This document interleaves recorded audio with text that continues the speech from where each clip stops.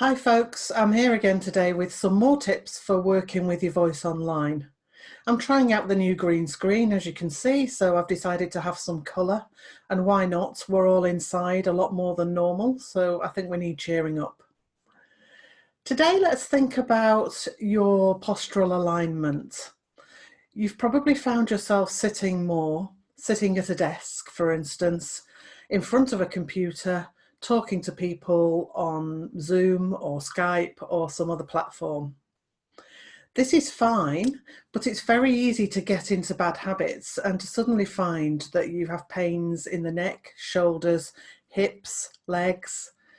Those of you who are used to teaching, singing or voice even may find this because of the change in the way that you're habitually working. We all know that if we sit at a piano, then we need to look out for posture there in order to stop problems. But how many of us think about the actual screen that we're working with? Now, some people overcome this by putting their computer onto a stand in the music room and standing at it. I think that's great advice, actually. And others use an adjustable stand so that they can stand or sit, as is their choice. If you're having meetings, though, you may not want to stand all day or all the way through a meeting. So it's a question of looking at what you're doing and finding something to suit. So certainly with the sitting and the looking carefully at people, we don't want to end up looking like this guy here. So we can see the terrible slump in the neck and the shoulders. This is going to cause an awful lot of pain. The chair's pretty good. And the hips are pretty good here. This leg's okay. It should be more at 90 degrees, really. This one, no, not at all. I imagine not many of you sit like this. It looks a bit teenager to me, but I thought it was quite fun. Arms working, though, on different levels. If you have a desk like this, watch out. And the computer monitor is a bit too far, really. Maybe just about from his eyes. Certainly it would be if his head was straight.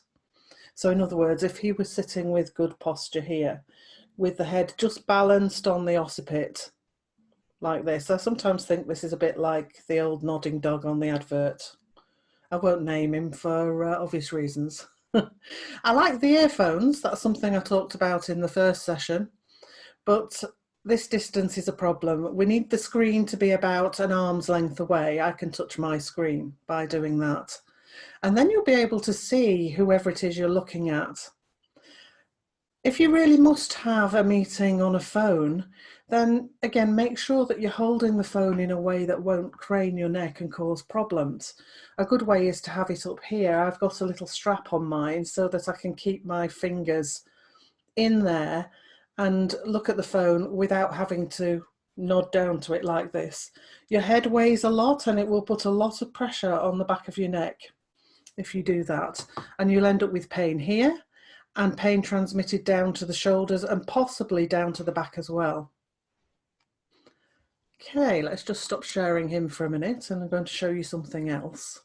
Let's have a look at how we should be sitting then. Here's the hips again with the thigh bone at 90 degrees. And the legs straight down and balanced nicely on the floor. If you can't reach the floor, then you need a stand for your feet, something to rest them on. If you've done office work, then you'll know about this, but if you haven't, then perhaps you won't. Arms again, at a reasonable height and a reasonable distance. I haven't been able to put the table into this, obviously, because I'm using an app here. It's great, actually. It's designed for artists, but I can turn this model and you can see how that works. These bones here, which I like to call the sit bones, need to be balanced on whatever you're sitting on. Let's turn that round a bit further. And we can see all of that area nicely balanced. I'm going to just zoom in on the area where we have the voice. We need to be thinking about the rib cage not being crushed and slumped on. The back of the neck here, just with its nice natural curve. Here's where the actual skull joins the neck bone at the atlas joint.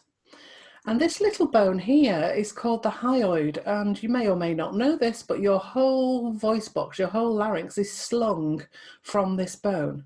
So hopefully you can see that if you do something odd with the back of your neck, if you crane forwards, or if you're out of alignment, then this bone and therefore your whole voice box will be affected, as will your alignment with the rest of the body, the lungs, the rib cage, everything. And we all know that we need a decent airstream in order to make good voicing. So everything has a knock-on effect. So there we are, just a couple of tips about posture, and I'll be back again soon, so do tune in.